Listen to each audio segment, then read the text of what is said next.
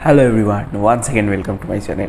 सो आज का वीडियो होने वाले में one of the most output important topic for NEET aspirants, that is how to prepare for physics so that we can get 160 plus. Okay, so physics का नाम सुनते ही तो first of all NEET aspirants का reaction होता है क्या करा जाए तो ये फिज़िक्स को ओवरकम कर। फिज़िक्स के लिए जो डर है ना वो मोस्टली बिकॉज ऑफ र्यूमर। तुम लोग को ही पता है कि फिज़िक्स उतना भी टफ नहीं है जितना है उसके बारे में र्यूमर फैले हुए। तो most of the student are afraid of physics not because they don't understand physics, it's because it's has become a trend and a rumour for the NEET aspirants की फिजिक्स तो कुछ अलग। फर्स्ट ऑल जो ख्याल है इसको change करना पड़ेगा, ये mind set toward the physics you have to change. तो this is the first step for approaching physics कि तुम्हारा जो माइंड सेट है कि फिजिक्स राक्षस है तो उसको तो चेंज करना ही पड़ेगा ना, तभी तो मूव। एनटीए जब से नीट कॉन्डक्ट कर रहे हैं तो फिजिक्स भी डायरेक्ट एनसीईआरटी से ही आ रहा है। इनफैक्ट नीट 2023 में भी फिजिक्स बहुत ही आसान आया था। इनफैक्ट 180 से 180 भी तुम सिर्फ एनसीईआरटी पढ़ के स्कोर कर सकते हो, but you have to approach it correctly and उसको फॉलो करना पड़ेगा। तो तुम क्या करोगे उसके लिए अच्छे से वीडियो पूरा देखना, बीच में स्किप करके जाओगे तो तुम्हारा ही लॉस है। अगर लास्ट तक देख लिए तो I can guarantee you, and if you follow that step, nobody can stop you from scoring 160 plus. So and तक ज़रूर देखना एंड बने रहना मेरे साथ। ओके, 180 में 180 जो लोग निकल रहा है, जो लोग मिल रहा है, वो भी कोई रॉकेट साइंस नहीं फॉलो कर रहा है। वो लोग बेसिक फिजिक्स पढ़ के भी 180 से 180 स्कोर कर रहा है। तो वही स्ट्रेटेजी तुम लोग को भी फॉलो करना पड़ेगा। तो फर्स्ट ऑफ ऑल तुम्हें दो चीज़ सेट करना पड़ेगा कि फिजिक्स तुम्हें अगर टफ लगता है कि उसको अवॉइड या फिर इग्नोर करने की जगह उसको और ज़्यादा टाइम देने हो, तो जिस चीज़ से तुम डरते हो उसे तो और ज़्यादा टाइम देना पड़ेगा ना। अगर वो उससे डर के तुम और ज़्यादा भागोगे तो कभी इम्प्रूव नहीं होने वाला। तो make sure you give more number of time and daily time to physics, तभी तुम्हारा फिजिक्स का जो डर है वो जाके physics will be your best friend. I can assure you, अगर लास्ट टाइम जाते जाते फिजिक्स ही तुम्हारा सबसे बड़ा दोस्त बनेगा, क्योंकि बायोलॉजी केमिस्ट्री में बहुत सारे चीज़ याद करके जाना पड़ता है, अगर भूल गया तो गया। बट फिजिक्स अगर कॉन्सेप्चुअली एक बार सुन लिए तो तुम्हें दोबारा वो पढ़ने का ज़रूरत नहीं है। फिजिक्स ऐसा ही एक सब्जेक्ट है, इट्स अ कॉन्सेप्चुअल सब्जेक्ट। सो तुम्हारा जो कॉन्सेप्ट है उसको अच्छे से अगर पकड़ लिए तो लास्ट तक physics will save your most time and उसको कम पढ़ के सबसे ज़्यादा मार्क्स निकल सकते हो। This is the magic of physics. तो ये कैसे करना है उसके लिए अच्छे से जो मैं बोल रहा हूँ उसको फॉलो करो। ओके, अगर सेल्फ स्टडी कर रहे हो, किसी बुक से पढ़ रहे हो, तो मैं बोलूँगा ये थोड़ा टफ हो सकता है, क्योंकि फिजिक्स में बेसिक अंडरस्टैंडिंग और कॉन्सेप्चुअल अंडरस्टैंडिंग का विजुअलाइज करने का ज़रूरत है। तो वो एक बुक पढ़ के करने में थोड़ा दिक्कत हो सकता है। इसलिए अगर if you can understand then it's well and good, तुम्हारा कॉन्सेप्ट बहुत ही अच्छा होगा अगर तुम खुद से पढ़ के समझ पाओगे। So if are self study then थोड़ा डिफ़िकल्ट हो सकता है, but if you can manage तो ठीक है। बट अगर तुम हो नहीं सकता है और if you can't afford coaching then also YouTube is the biggest free source. अच्छे अच्छे टीचर्स पढ़ाते हैं फिज़िक्स, तो तुम लोग अगर वहाँ से फिज़िक्स अच्छे से पढ़ लिए तुम्हारा कॉन्सेप्ट बहुत अच्छे से हो जाएगा। तो बेसिक वो कॉन्सेप्चुअल अंडरस्टैंडिंग के लिए वॉच एनी वीडियो लेक्चर, तो it will be easier for you to grab the concept. तो इसलिए यूट्यूब से देखना और वहाँ से भी जहाँ से ही पढ़ो एक नोट पढ़ना। बट मेक श्योर यूट्यूब से अगर देखोगे तो तुम्हें खुद का डिसिप्लिन खुद मेंटेन करना पड़ेगा, क्योंकि यूट्यूब में कोई तुम्हें नहीं बताने वाला कि आज ये लेक्चर देख लो कल वो लेक्चर देखना। तो एक शेड्यूल प्रॉपरली फॉलो करके जाना कोचिंग की तरह, ताकि हर एक दिन एक प्रॉपर अमाउंट ऑफ लेक्चर तुम देखो और नोट्स बना के ली, तभी तुम्हारा अच्छे से प्रिपरेशन होगा। ओके, और अगर कोचिंग में पढ़ रहे हो देन इट्स जो लोग कोचिंग में जो मैं बोलते हैं उसको ही ज़रूर फॉलो करो। उधर एक शेड्यूल भी रहता है, क्लास शेड्यूल भी होता है, जो शेड्यूल क्लास होता है उसको फॉलो करना, क्योंकि बहुत एक्सपीरियंस फैकल्टी पढ़ाते हैं कोचिंग में, तो उन लोग का बात अच्छे से मान। Physics it's like a multi storey building, क्योंकि तुम्हारा अगर बेसिक जो फाउंडेशन कॉन्सेप्ट क्लियर नहीं होगा तो न्यूमेरिकल्स को पॉस नहीं पाओगे। तो और ग्रेजुअली ये चैप्टर्स का सीक्वेंस के लिए एक चैप्टर नहीं करोगे तो नेक्स्ट चैप्टर समझ में प्रॉब्लम होगा। तो दीज आर लिंक्ड, इसलिए फिजिक्स को ऐसे सेग्रीगेट करके मत पढ़ना, read it in A continuation, तभी तुम्हारा जो फाउंडेशन से के टॉप तक क्लियर होगा। Okay, so this is physics. तो फर्स्ट ऑफ ऑल तुम्हें क्या करना पड़ेगा। सो मेन चैप्टर से जाने के पहले जैसे कि बोला कि तुम्हारा बेसिक चीज़ स्ट्रॉन्ग होना चाहिए, तो उसके लिए जो बेसिक मैथ्स है that should be clear. NEET aspirants का एक बहुत बड़ा प्रॉब्लम होता है कि वो लोग को मैथ नहीं पसंद आता है, इसलिए वो लोग 11-12 में पीसीबी लेता है और नीट को एम करते हैं। तो मैथ पसंद ना होने के कारण इससे डरते हैं, क्योंकि फिजिक्स में मैथमेटिकल का एप्लीकेशन रहता है। तो फिजिक्स के लिए कोई भी हाई फाई मैथ करने का ज़रूरत नहीं, बेसिक मैथ ज़रूरत है, और वो भी बहुत आसानी से कर सकता है। तो for physics first of all just grab few mathematical concepts like trigonometry, log, exponential, graph, AP, GP, differentiation, integration. These are like very basic math. In fact calculus ये सब कभी algebra, trigonometry किसी का भी हाई लेवल में सारे का कोई ज़रूरत नहीं।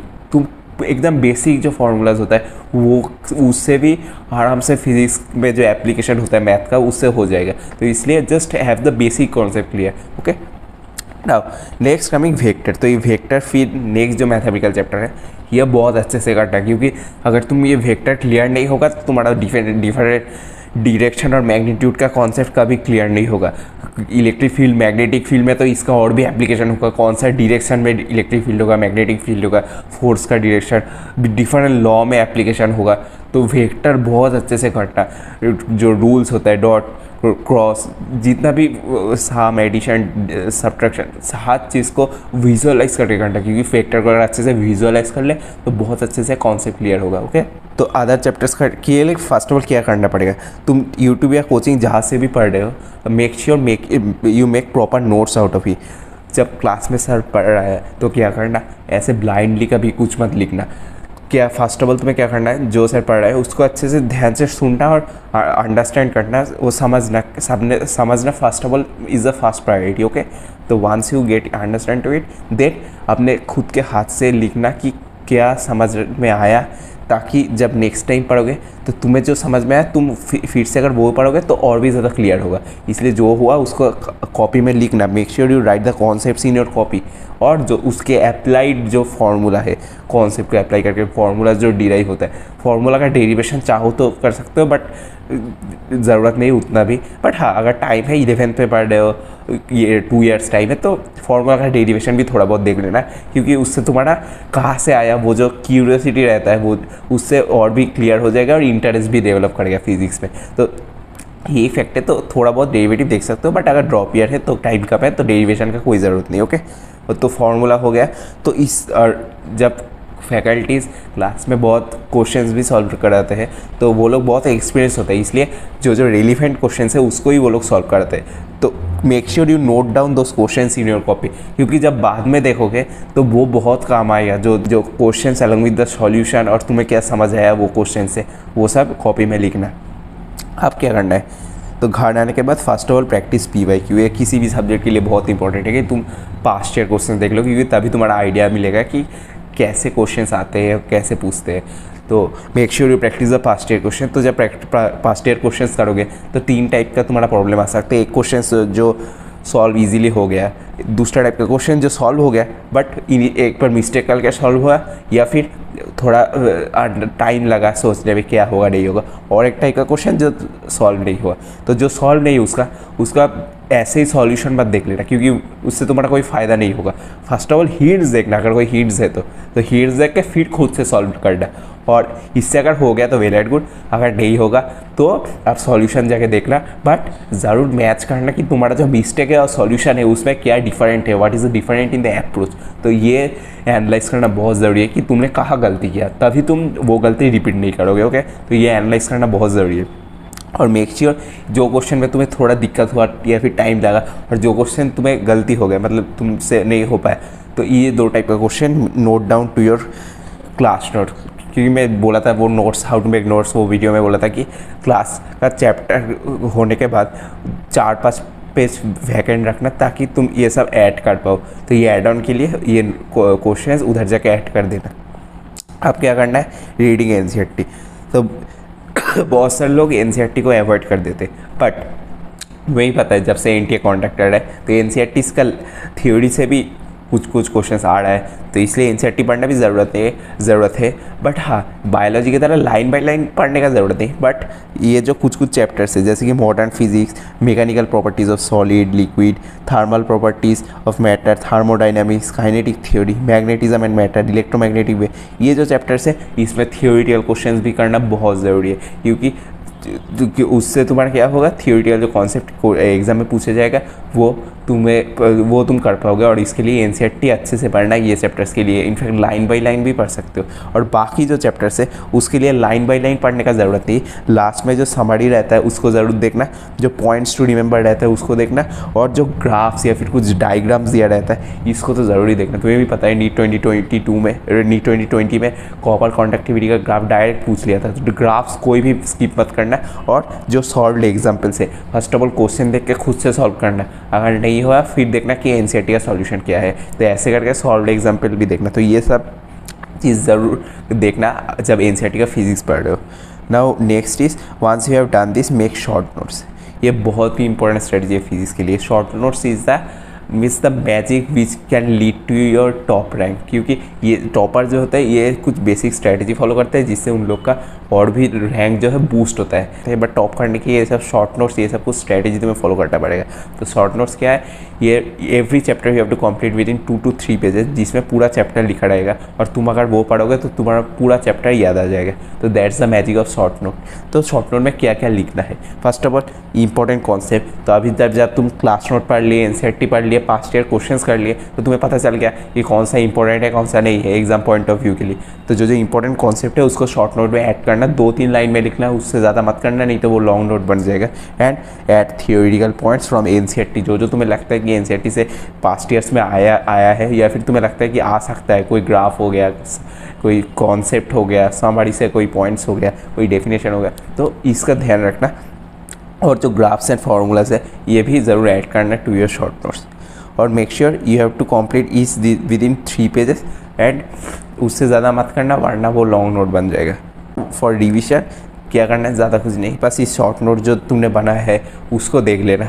तो शॉर्ट नोट देख के हो सकता है कि क्योंकि शॉर्ट नोट में बहुत कॉन्साइजली लिखा होता है, तो शॉर्ट नोट पढ़ रहे हो तो तुम्हारा अगर जो एलाबोरेटेड कॉन्सेप्ट है वो दिमाग में आ रहा है तो ठीक है। अगर किसी कॉन्सेप्ट तुम्हें याद नहीं आ रहा है कि क्या था नहीं था, तो तब अपना जो लॉन्ग नोट्स था उसको रेफर करके फिर अच्छे से पढ़ लेना। अब जाके शॉर्ट नोट्स में अगर कोई पॉइंट ऐड करना है तो कर लेना, या फिर move on to the next point. तो ऐसे करके जब शॉर्ट नोट्स से रिविजन कर पाओगे और next move on to the numerical. तो शॉर्ट नोट्स और ये न्यूमेरिकल्स, क्योंकि फिजिक्स में बहुत ज़्यादा न्यूमेरिकल्स प्रैक्टिस करना पड़ेगा, तो इसलिए शॉर्ट नोट्स और ये न्यूमेरिकल्स का जो कॉम्बिनेशन होगा it will be a booster for your NEET preparation. Okay, so जितना ज़्यादा हो सके न्यूमेरिकल्स करना, क्योंकि उससे तुम्हारा कॉन्सेप्ट भी क्लियर होगा, तुम्हारा सॉल्विंग स्पीड, एक्यूरेसी सब कुछ इंक्रीज़ होगा। तो हो सके तो जितना हो, और ऑलरेडी ये वीडियो बहुत लेंदी हो गया, इसलिए चैप्टर वाइज जो इंपॉर्टेंस है कि कौन सा चैप्टर ज़्यादा इंपॉर्टेंट है, लेस इंपॉर्टेंट है, ये मैं दूसरा किसी वीडियो में बोल दूंगा। बट हाँ, अगर तुम अगर 11th में अभी हो या फिर 12 में हो तो ज़्यादा कौन सा चैप्टर ज़्यादा इंपॉर्टेंट है ये देख के मत प्रिपरेशन करना, क्योंकि लास्ट में अगर तुम हमेशा कौन सा इंपॉर्टेंट है ये देख के पढ़ोगे तो वो इंटरेस्ट कभी नहीं डेवलप होगा। इसलिए अगर 11th में पढ़ रहे हो तो सारे चैप्टर्स को पढ़ लो, जो भी टीचर्स पढ़ रहा है सब कुछ पढ़ लो, मतलब relevant to NCERT. Of course I am not telling कि कोई हाई फाई चीज़ कोई बाहर का बुक से पढ़ लो, बट सारे चैप्टर्स एनसीईआरटी में जो दिया जाता है वो सब कॉन्सेप्ट पढ़ लो, क्योंकि उससे तुम्हारा एनसीईआरटी का लिंक भी होगा और तुम हर एक चीज़ को रिलेट भी कर पाओगे। You can able to relate the concept of different chapters, इससे तुम्हारा फिजिक्स के लिए इंटरेस्ट भी बढ़ेगा। तो ये ज़रूर करना। हाँ, लास्ट का जब 3 month 4 month बचा हुआ है तब ज़रूर जो चैप्टर इंपॉर्टेंट है और जो उसको ज़्यादा टाइम देना, जो लेस इंपॉर्टेंट है उसको कम टाइम देना। ओके, सो बहुत जल्दी मैं चैप्टर वाइज जो इंपॉर्टेंस है वो रिलेटेड वीडियो डालूंगा। तो make sure you subscribe to my channel and share this video among at least 2 friends of you, so that I also can get the motivation to make more such helpful video for you guys. So thank you. This is Tapujyoti Homi. Meet you in the next video.